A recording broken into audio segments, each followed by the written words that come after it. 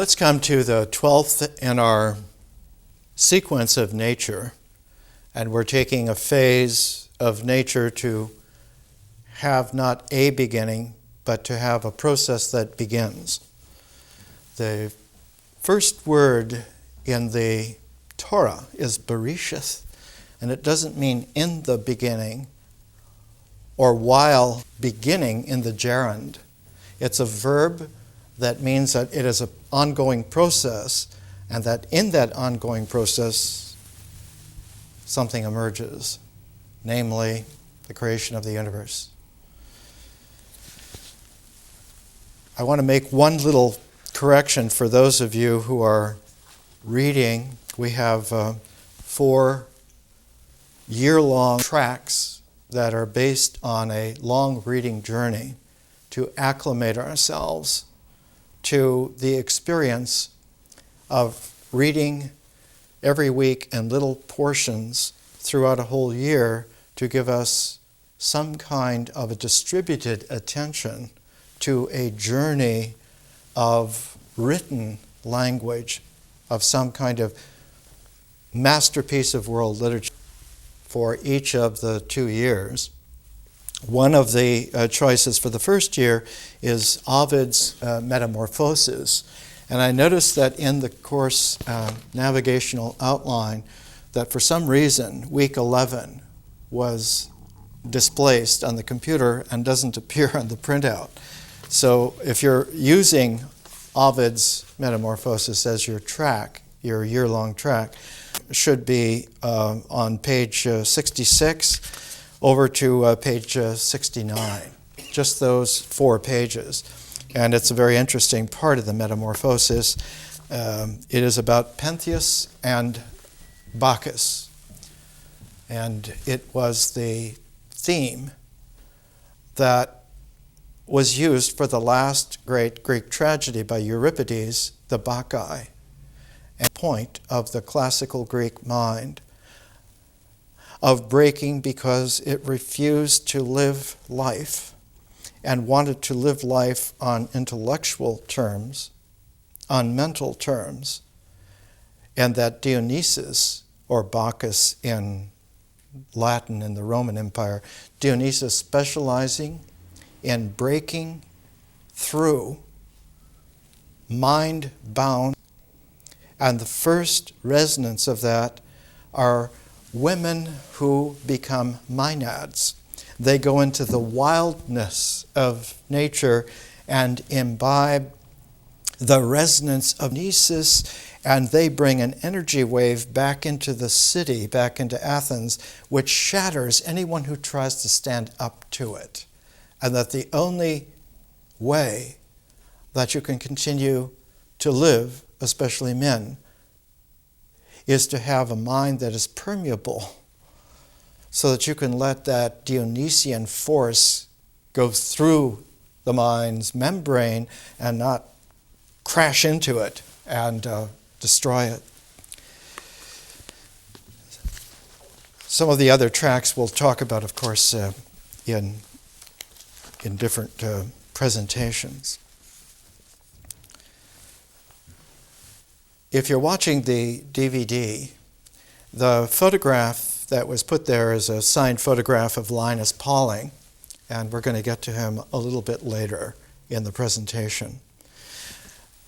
But I would like to start off with a story, a personal story that focuses for us a whole ecology of concern, and in a childhood gestalt, the sense of what it is that we are doing in the nature phase.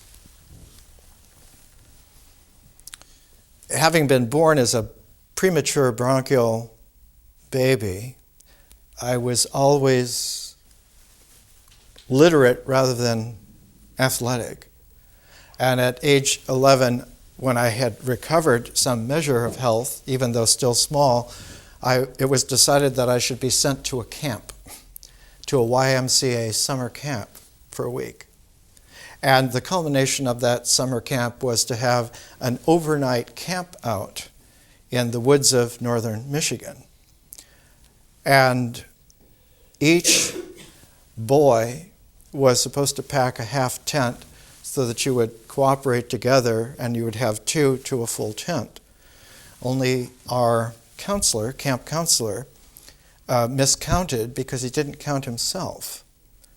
And so instead of packing a full tent for himself, he only packed half a tent. So when we got out into the forest, into the woods, came time to set up the camp, there were 7.5 tents. And because I was the smallest boy, the smallest being, it was decided that I should be in the half tent. And of course, I had never been outdoors overnight in my life. And wouldn't you know that as soon as the fire died down, as soon as the camp quieted down and everyone was asleep, and I was drifting off, I heard something coming out of the forest, and of course it was a bear. And being a very small 11-year-old boy, I had no idea of what was going to happen, except I had read plenty of stories about people being eaten by all kinds of things. And so I lay very quietly, and the heavy thud of the padded paws came closer and closer until I could smell the dank, briny odor of the bear right next to my open half tent.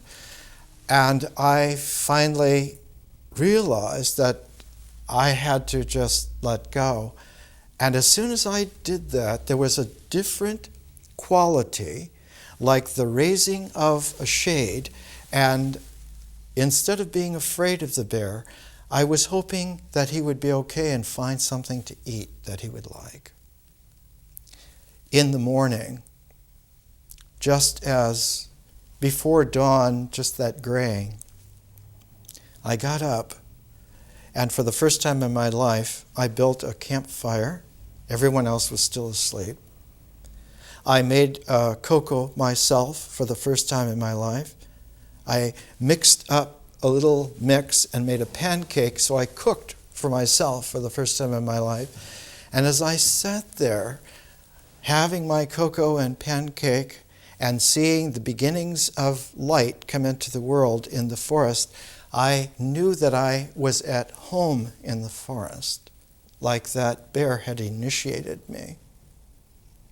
Nature has an ability to bring us into a solution, and the solution is not a thing. The solution is a dynamic flow. It is a process that has a very interesting quality in that it can be deepened.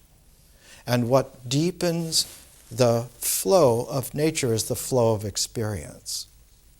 And in our learning, that phase where experience deepens the process of nature is the process of myth, of language, of oral language, and of oral language where feelings come into the play of the process. And in the play of the process, images become like the rollers that allow for a spin, a rotation on it. And whereas the feelings are radiant, the images are rotational, and the experience gains a kind of angular momentum and also a direction which is forward. Forward in the sense that the term mythos in Greek actually doesn't mean stories about things. It means the plot of the stories, that they have a beginning, they have a middle, and they have an end. At least that was the Aristotelian understanding in classical Greek. But the true, deep understanding in classical Greek was not Aristotelian, but was from the mystery schools. It was from the kind of places like the Delphic Oracle or the Eleusinian Mysteries, and what the plot was like the beginnings of Genesis. It was an ongoingness which you now just tuned into. And what allows your experience as a flow, as a phase flow, to tune into nature as a phase flow is the ritual comportment of your actions. What you do tunes the flow of nature to the flow of experience so that there is a possibility of them flowing together. Not just of a synergy, but of a dynamic where the dynamis of nature is deepened. It's not two flows, but is a deeper, it is a more oomph current of nature. And just as nature by itself was wondrous, nature, when it is stepped up into its intensity of its flow, becomes mysterious. So that when our experience flows with the flow of nature, now nature is mysterious. It is stepped up, not just augmented and intensified, but it gains a new capacity. It's like a higher energy level allows for a higher energy form to come out of it. And this is how the mind comes out of experience. Just like our existence comes out of nature, when nature is deepened to a mysterious energy, now the mind deepens existence into a symbolic thought as a structure. And just as existence is existentially phenomenal, the symbolic mind is phenomenal as well. It is a phenomenon, and one can talk about it and learn about it, just as we could examine phenomena in nature, or rather what has emerged from nature into its ritual actions, its sequences. And we're taking a look, because we're always pairing books to help us get a tuning fork. We're pairing The Double Helix by James Watson with a recent tribute called Macroevolution by Elizabeth Verba and Niles Eldredge in homage to their dead companion who just died before, Stephen Jay Gould, who was the greatest theorist of evolution in the 20th century. He raised Darwin's theory of evolution several steps beyond what it had already been raised to by over 150 years of refinement. And we have something now which is extraordinary. Gould and Niles Eldredge, about 35 years ago, came to understand through a whole lifetime of examining not just fossils and bones from the past, but fossils from hundreds of millions, almost 500 million years back. And to realize that on these kinds of scales, what one sees is that evolution is not just a little flow of constant improvements, but that there are pulses of creativity, there are bursts where new forms, new species suddenly buckshot out and are all there, and the ecology of the world has changed. It's different. And that there are cognate species that come into play at the same time in these bursts, and the higher mammals, like the great apes, came in about 70 million years ago in a burst that included flowering plants. So that flowers and our kind of mammals are cognate together in something that Eldredge and Gould called punctuated equilibrium. That when you look at, say, the fossil record of creatures that haven't lived on the earth for over 200 million years, trilobites, they were here for 300 million years, and over 200 million years ago, they were replaced by all kinds of new species. But in looking, one found that they were almost unchanged for hundreds of millions of years, and then all of a sudden, one had a complete burst and a punctuation of the equilibrium which nature had had, because a pulse of emergence had occurred and happened. And finally, they were able to trace back and find that there was something called, geologically speaking, 500 million years ago, it's called the Pre-Cambian, Cambrian explosion, where life forms all of a sudden that had been for almost 1 billion years in an equilibrium. The bacteria, the viruses, a new kingdom called the archaea. All of a sudden you began to have new kinds of existential organic forms, and they had a very interesting way of going on. They began to have more than one cell, and they began to have an elongation of their body and a cephalization of having a head, and that the head became the integral, the integrator of that elongated body that eventually had a nervous system like our spinal cord and our brain, and you had the development of a whole new class and quality, vertebrate bodies, and life, nature letting life emerge all of a sudden into these new forms, has come into our form, our Homo sapiens form, about 160,000 years ago in Africa. And the first place that Homo sapiens left Africa, crossed out of Africa, the first place they went to is the site that is today Israel and Palestine.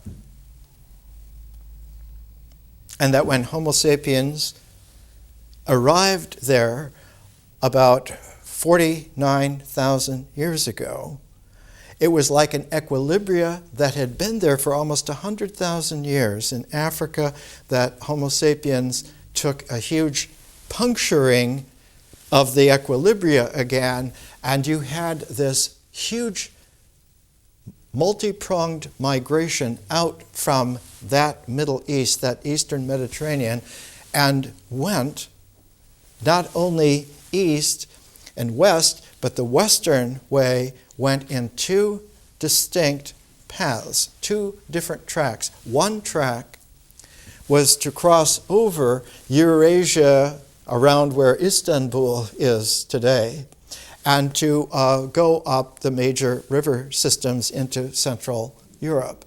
The other was to follow the northern Mediterranean coast all the way, and they arrived almost at the same time in what is southwestern France and northwestern Spain around the Pyrenees.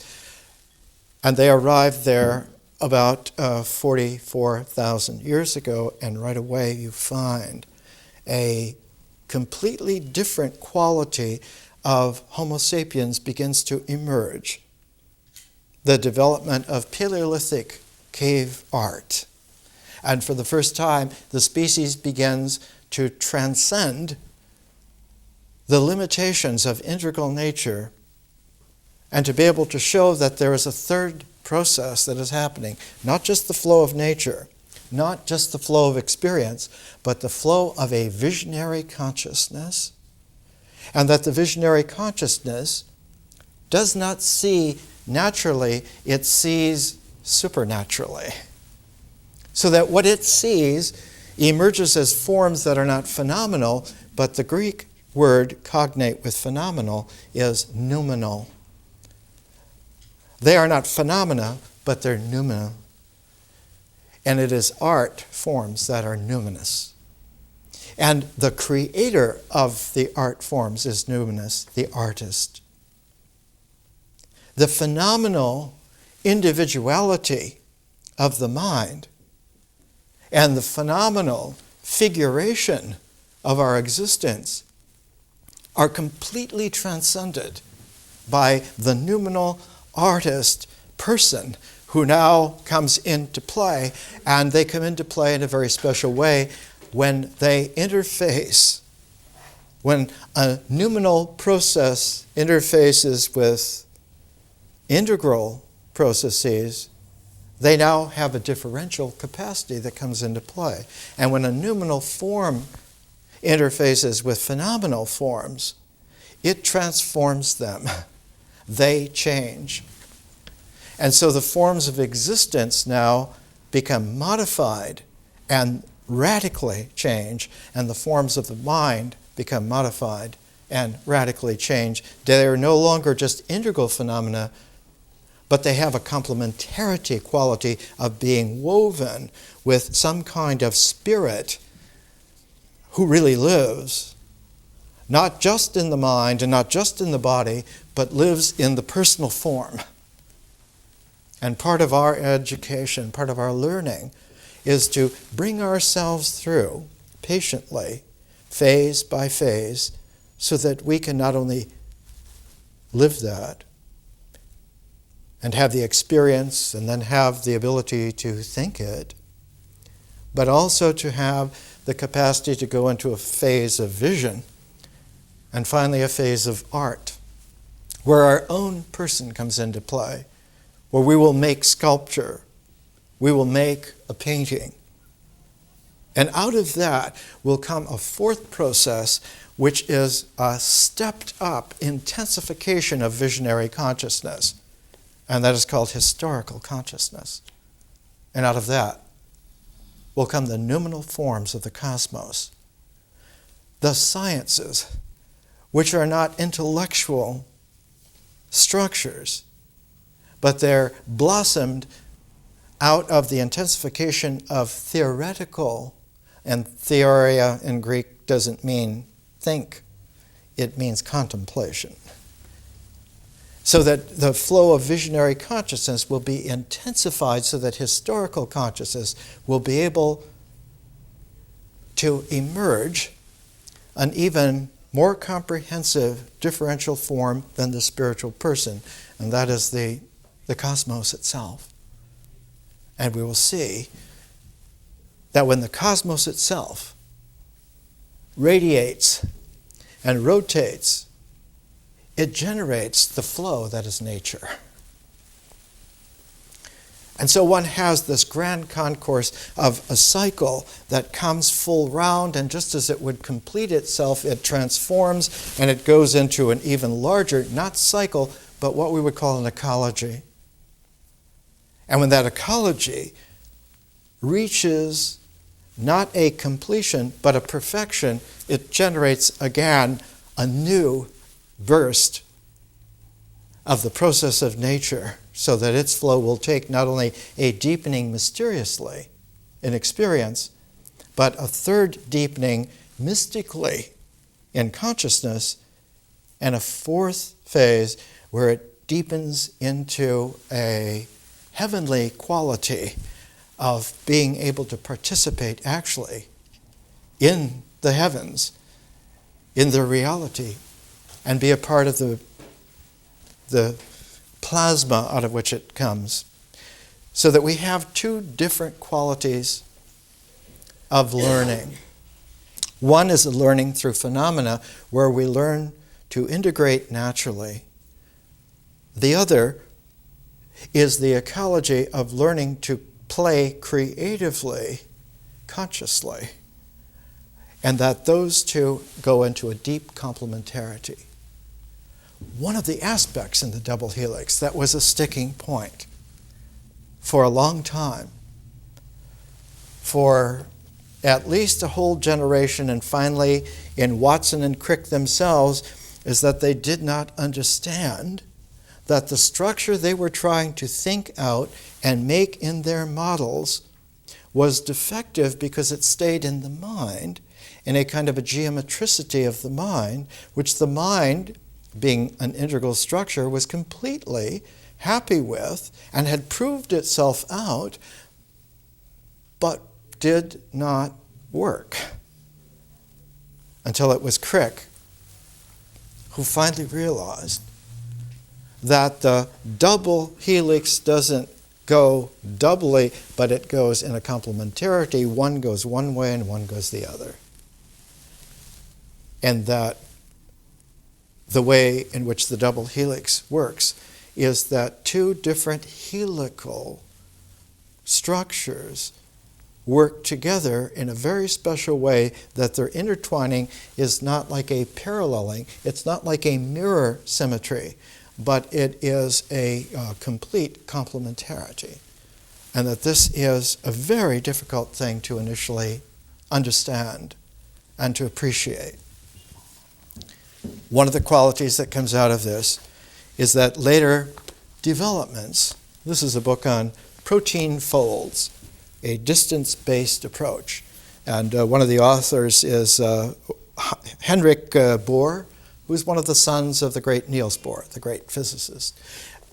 One of the sections in here, because now the development is so differentially open, there are no longer chapters, but like in macroevolution, one will find that it's almost like little papers that give you some kind of an aspect, and it's precise not about the truth, it's precise about this being an aspect, which if you have enough of these aspects, you will have two things that happen at the same time. One, you will have an implosion of integration that it will make sense here in the mind, and that it will, in its angular momentum and its radiance, it will create a new theoretical field of visionary insight, out of which will come new ways to not just experience,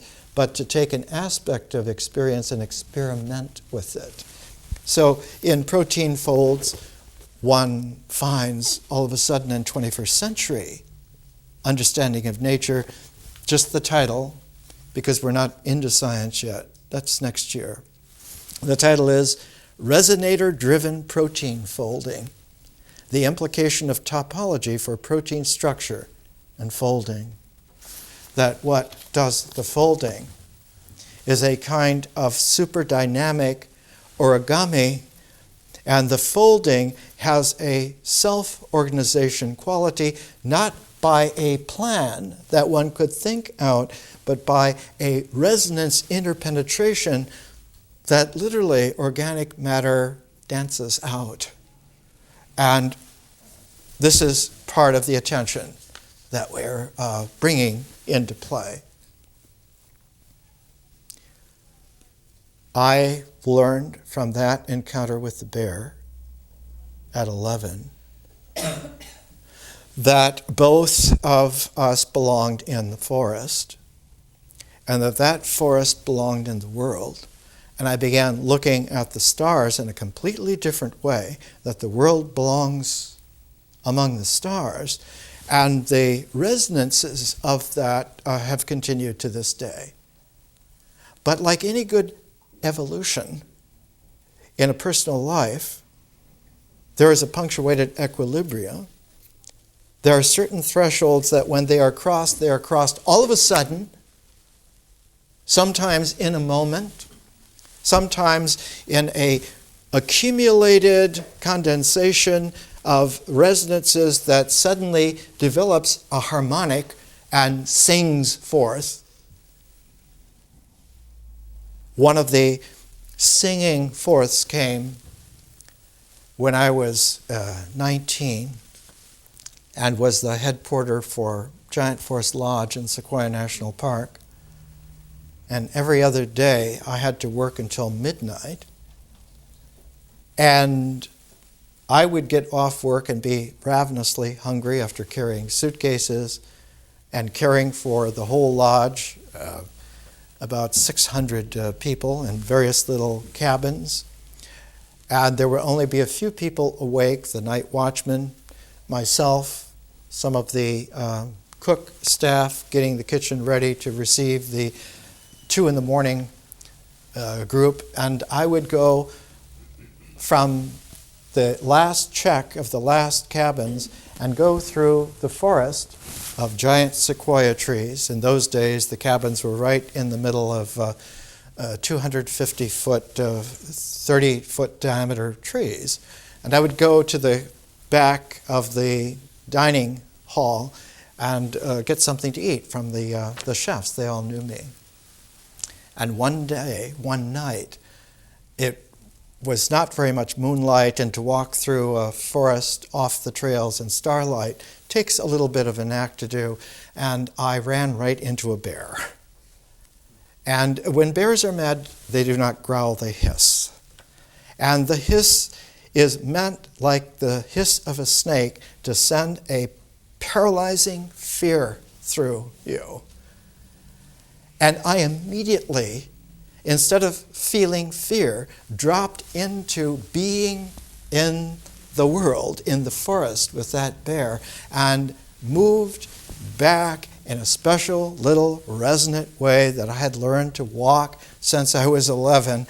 And that bear stayed where she was and stopped hissing, and I flicked on my flashlight and shined it, and I could see her appraising me instead of chasing me. Later on, when I told the head ranger over some sandwiches about 25 minutes later, Jack Hickey was his name, he told me, he said, "You know, you are very fortunate." I said, "No, I'm resonant. I belong in the forest." He told me about his almost fateful encounter with a bear, that rangers share a cabin with a fellow ranger. And Jack had come off work one night, and he heard this rustling in his roommate's bed, and he thought, son of a gun, he's brought a girl home. So he snuck in the cabin, and he got the broom, and he whacked the lump on the bed to serve them right. And immediately a bear growled and lunged, and he said he was so shocked that he fell backwards through the door, and the bear was so startled that it careened over him without touching him and went off into the forest. He said he lay there shaking and realized that there is a limit to prudery.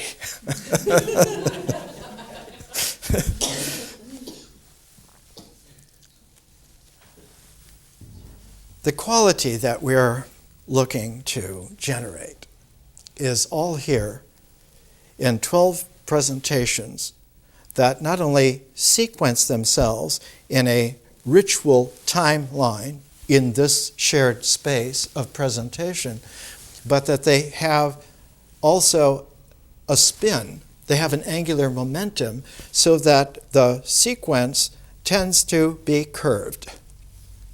And in its curving, it will continue to curve. It's almost like something in orbit. And when something continues to curve in time, it no longer looks like a circle, but the circle curving in time makes a helical structure.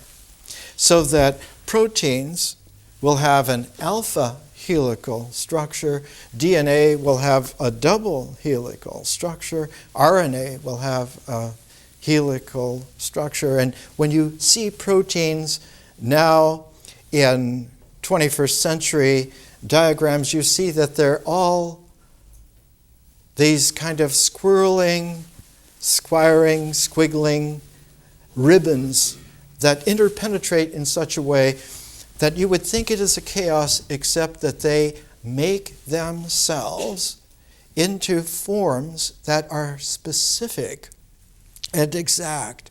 And the first time that someone understood exactly the structure of a complex protein molecule was in the early 1950s at Cambridge in England, Fred Sanger. And he found the structure of insulin. And it was the first organic molecule to be understood. And it was extraordinary because it had only just been a few years where the understanding was that what makes the ability for a protein to come out is the stranding together of amino acids with a bond. And this bond that links a whole sequence of amino acids, Sanger's insulin molecule was 52 amino acids long, and the links are all called peptide bonds. So that you have in a strand of all these peptide bonds and amino acids, you have a polypeptide. And insulin has two polypeptides, an A and a B. And the way that they stay together is that one of the nucleic acids, there are only 4, that go to make up amino acids in different combinations. One of them is cytosine. And in cytosine, in that nucleic acid, there are sulfur atoms that are able to have a special bond with another sulfur atom from the same polypeptide chain or another polypeptide chain. The A polypeptide bonds with the cytosine in the B form through sulfur twice. But there are 2 more cytosine amino acids in the A chain, and so they bond with each other in order to complete the structure. So that one has an interesting insight into nature. Nature, always in an integral, will go for the balance. But in the balance, we'll have an alphabet, not only of alphabet of numeracy or literacy, but an alphabet of geometry, of proportioning, of ratioing, and that nature loves to play with this. And in the play, all of the possibilities that could be are explored, but the possibilities are in probabilities of the structure which aims to integrate so that something really does happen. My old friend, the science fiction writer Theodore Sturgeon, once said, it's called one of Sturgeon's laws, out of 10,000 things that can happen, only one will. And if you can follow what really is happening, that gives you the practical edge to cooperate and let the next juncture of happening happen with you participating with it. And out of this comes the sense that the theory and practice together is nature and consciousness that do work together. Because nature not only deepens into the mysterious nature of experience and deepens again into the mystical process of consciousness, but it deepens a third time into the great transforms of history, historical consciousness. So what we're doing is acclimating ourselves by phases so we can keep track, not of subjects, but keep track of phases of morphing and of metamorphing so that we can follow and make those polypeptide chains of nature and those great, huge, punctuated equilibria, new creative forms that will emerge out of a sudden, out of our own visionary capacities. One thing that nature shows us is that all can participate in this.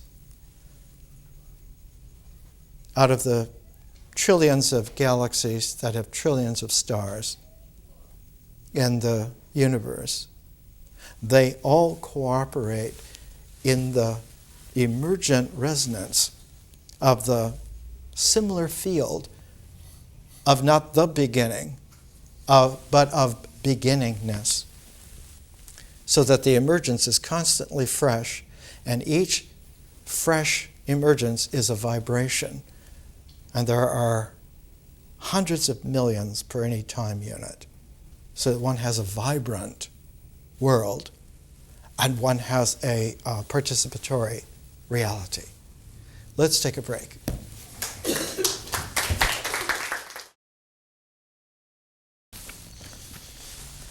Let's come back to the sense of wonder. The reason why this is different is because the learning patterns of the past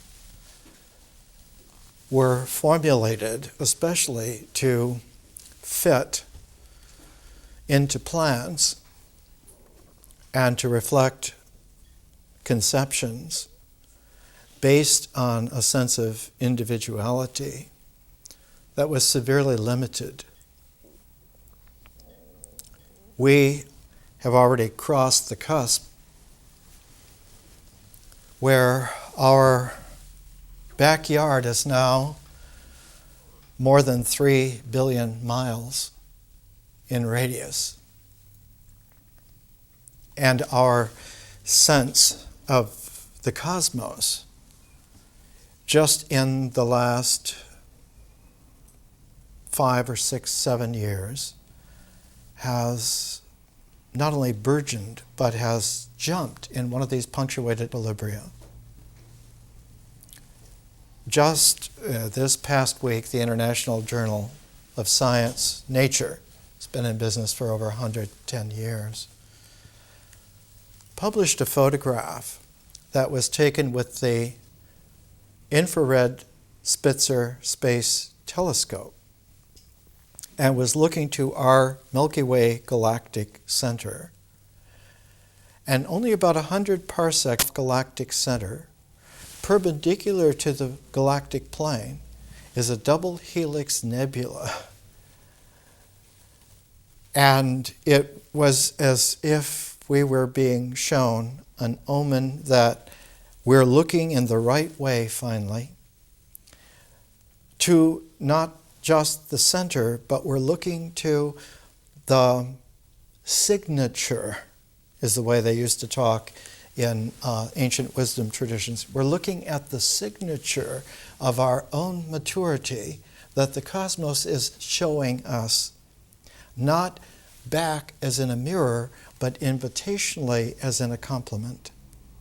There's a complementarity that happens. Consciousness is like a fifth dimension. It adds, like the mobility of the thumb, to what the hand can do.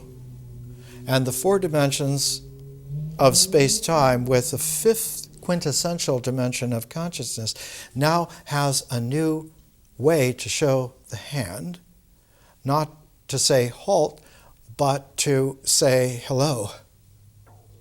The ancient mudra in Buddhism was that the hand held like this was fearlessness, and with the middle finger slightly pushed forward was the teaching mudra.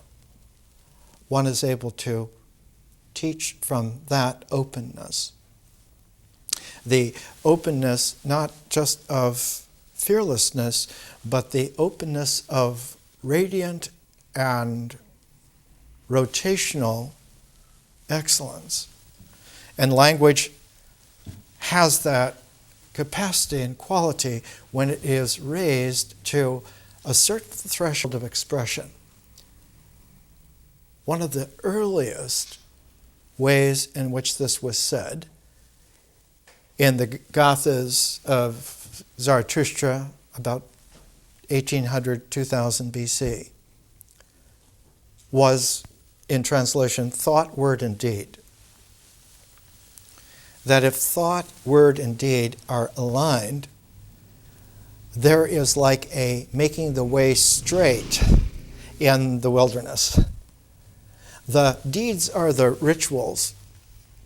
The ritual comportments, what we do, what we really do.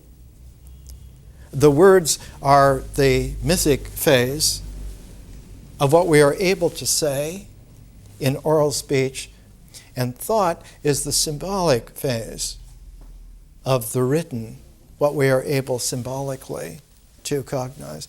So our first year are 4 phases that are anciently wisdom: nature, emerging ritual, generating myth, integrating to symbols.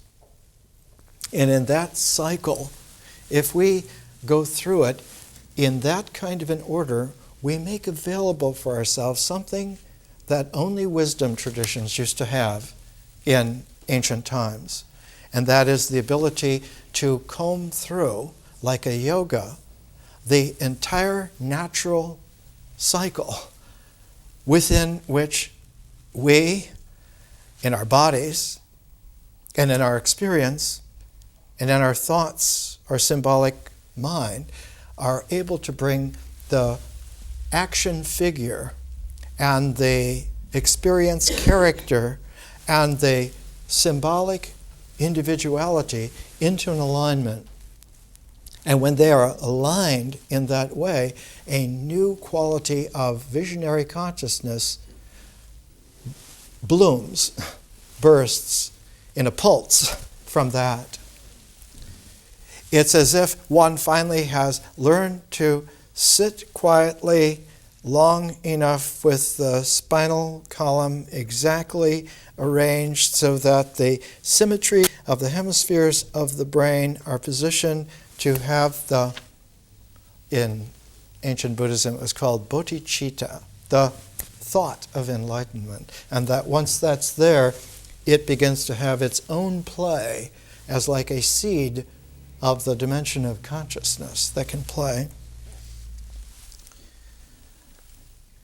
In the earliest written traces in India, the Rig Veda, about 3,500 years ago, right at the end of the 10th book of the Rig Veda, you have the origins of the way in which Brihaspati, the Lord of Speech, makes our ability to talk, and talk in such a way that our talking is real in the flow of nature, so that our words have a fertility to be able to birth our integral. In the translation by Wendy Doniger O'Flaherty of Rig Veda 10, verse 71, it translates, Brihaspati, when they set in motion the first beginnings of speech, giving names, their most pure and perfectly guarded secret was revealed through love.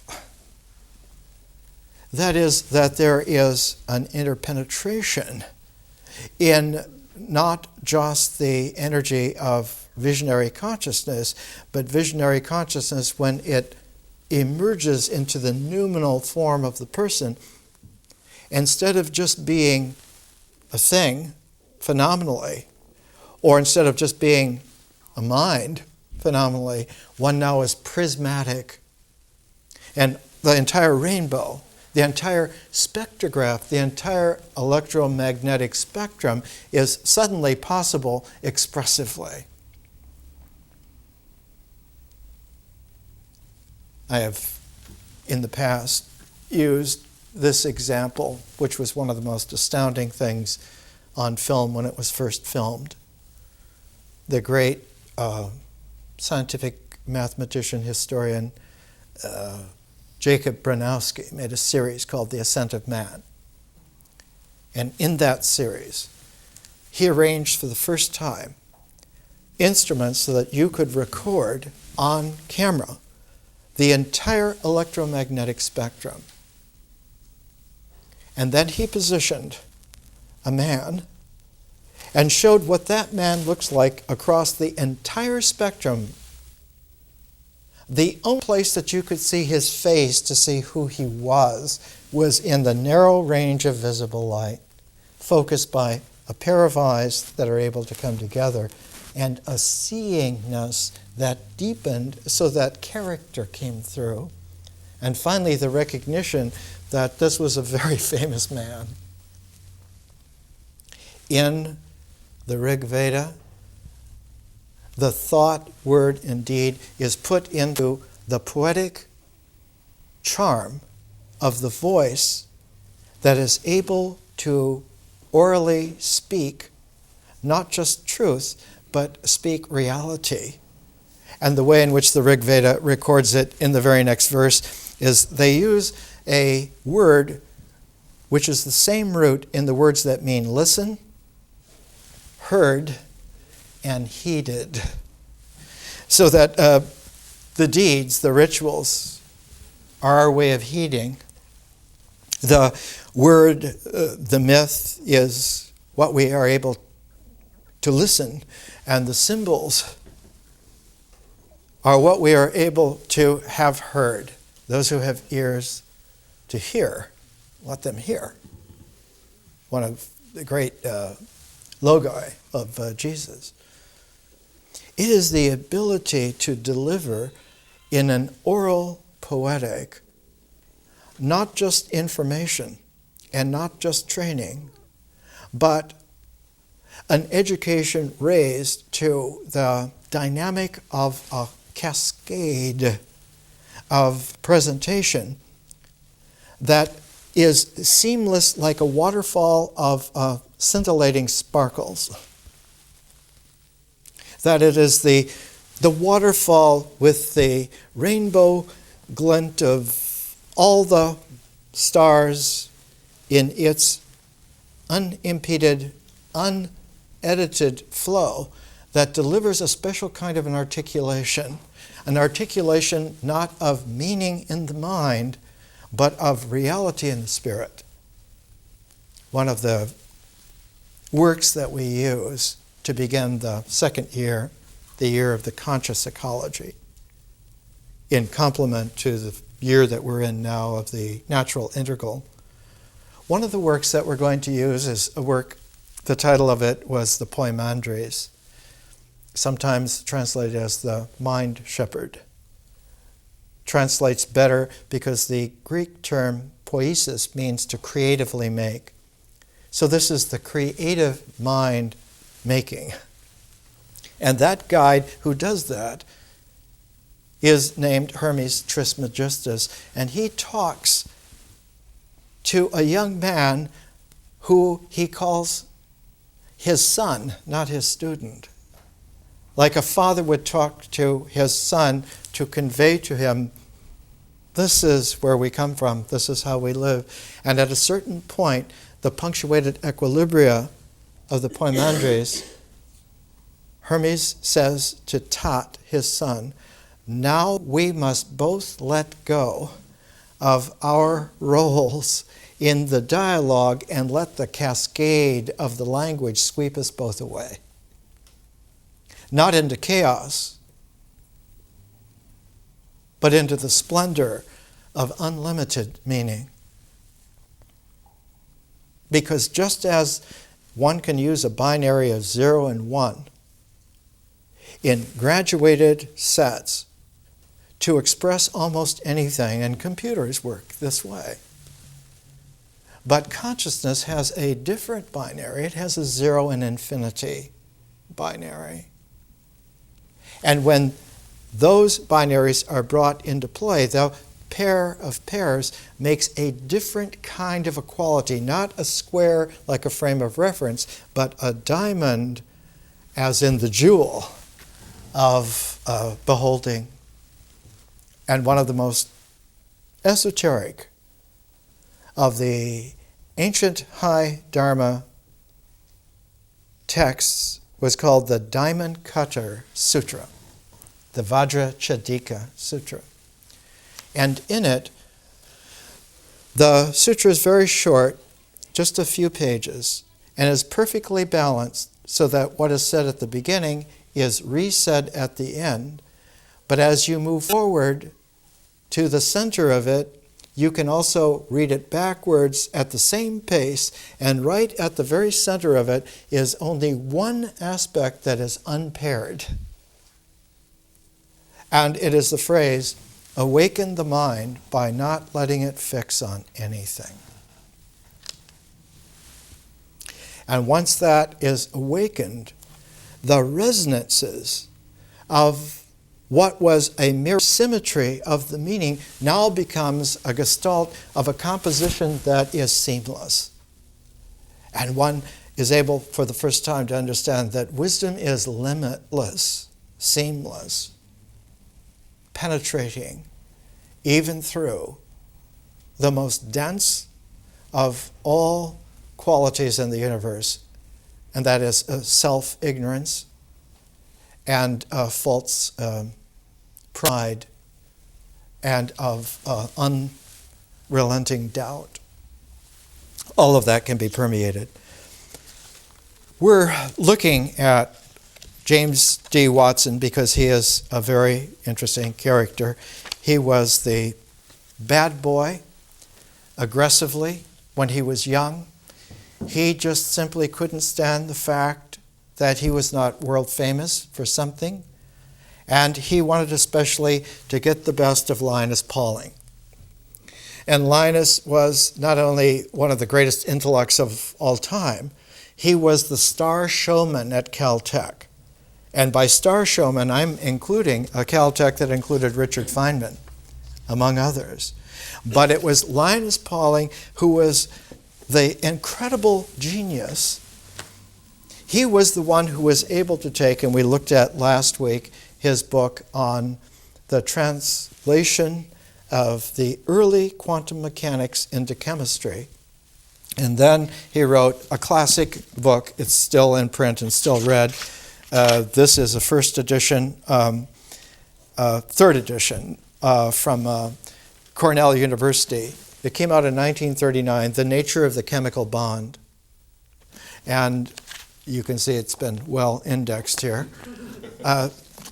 What happened is that The Nature of the Chemical Bond was the first and classic statement of how it is that things interpenetrate chemically in all of their resonances, in all of their orders, both integrally and harmonically. And it was The Nature of the Chemical Bond that Watson and Crick had never read and rushed off to Blackwell's bookstore to go and buy a copy and to pour through.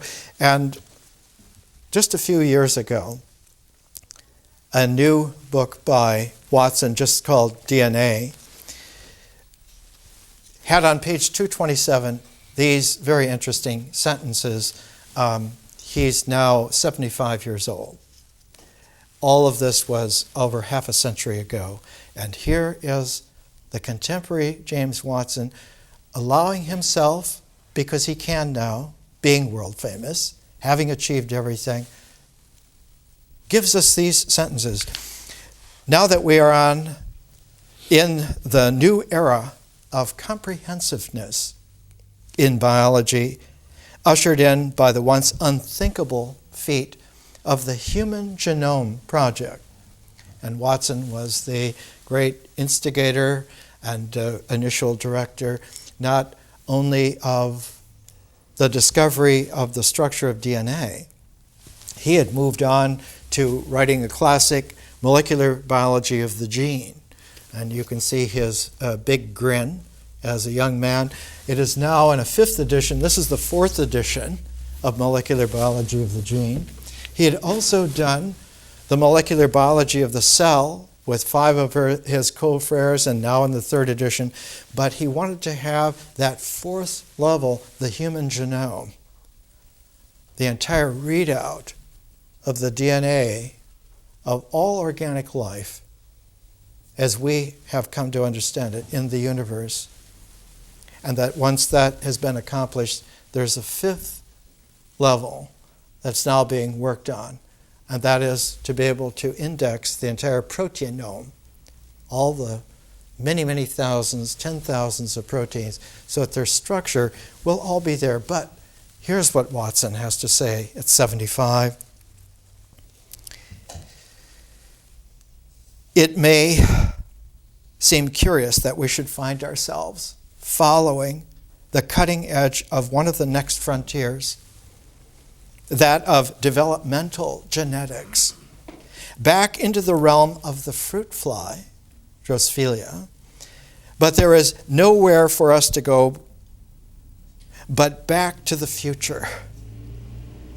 For even with the entire human genome in hand, the program and cues according to which its instructions are carried out remain a colossal mystery. Eventually, we shall know the screenplay of human life, as well as we know that of the fly. A comprehensive description of the patterns of the human gene expression, then transcriptome, will be developed. A full inventory of the actions of all our proteins, the proteinome, will be produced. And we will have a full and spectacularly complex picture of how each one of us is put together, and how each one of the multitudinous molecules we are made of figures in the functioning of you and me. But as we do this, nature as a dynamic field is deepening the mysteriousness of itself, so that our experience is becoming more and more mysterious. And the conscious, magical transform of it is becoming more and more in its complementarity of bringing new possibilities of possibilities of possibilities into the realm of actuality. It is as if from the Big Bang on, even the expansion of not just the visible universe, but before that, the expansion of the resonant preparation of space is also expanding, and the capacity for time not just to move forward, but to recursively create new pasts that never were possible before and now are possible, and that the cosmos is not only expanding in size, but deepening mysteriously and transforming magically as we are going along. And one can imagine, in a great vision, our life form has only been doing this for 160,000 years tops, on a planet that has had organic life forms for 3.5 billion years, in a star system that's only 4.7 billion years old, and that there are whole galaxies of star systems that were in business 10 billion years before we even consolidated out of stellar dust. How many uncounted conscious participants are there? The applause, if there would be one, would be so echoing, we would experience it as the calm silence that astronauts have experienced stepping outside on their spacesuits to behold not the Earth below, but to behold this indefinite, the quality that was used most frequently is that it's not a blankness, it is a deep velvety mysteriousness, palpable, and calls to us personally, recognizing not only who we are, but who we are in the array of who we will be, kaleidoscopically. The first population of people who do not need to come back to the planet to live on the moon, or at home on Mars, or at home at Titan, at Triton. Who knows, Belt, of how many there are that will home in. Our species will break a punctuated equilibria on a scale that has perhaps not been seen since we not emerged as Homo sapiens, but since the hominid clade emerged from the great primates that preceded us. That happened about 7 billion years ago. So we are an energy threshold now on a scale that has not been seen on this planet for at least 7 million years. And it will happen in our lifetimes immediately, irrevocably. There is no scale of education in the past, including the mystery schools, including the wisdom schools, that are able to allow us the creative play and the personal freedom and the historical veracity of possibility to encompass what is actually occurring and what is actually happening. That's why this has been being created and designed and made from the origins in San Francisco in the 1960s until today. It has been worked on for more than 40 years of refinement.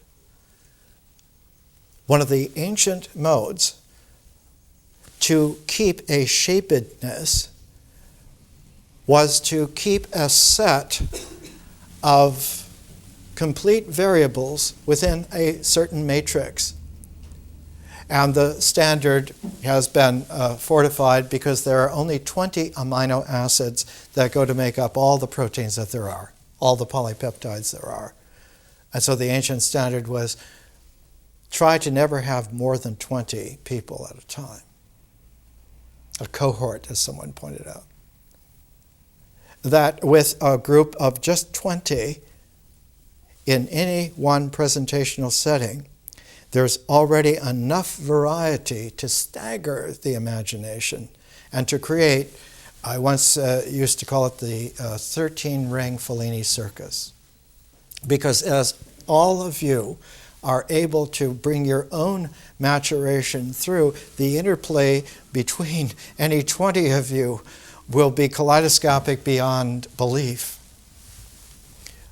Someone once said in classical Athens, it's a good thing we only have one Socrates, because a room full of Socrateses would make it impossible for political forms to ever occur again. And nobody would be in power. We're going to stop there and carry on again next week. Next week will be not a continuation of the nature phase, but will be an interval to allow for this phase to have its articulation so that the next phase of rituals that comes into play will have its own articulation. Like the different amino acids in a peptide chain, the interval week is like a peptide bond that holds them together in such a way that they are not crimped into articulation by jamming them together, and they're not separated far enough so that the structuring doesn't hold and doesn't limit them so that the helical curving and squiggling can also happen, so that instead of having a measurement rod of educational sequence punctuated by exams and degrees, we have an ongoing interchange of polypeptide spiraling curves that are able to come into play in new ways. Our new consciousness is being responded to in love by a freshening of the universe already. Mother Nature is expanding the dimensionality so that we have room to play, because she loves us indeed. Thank you.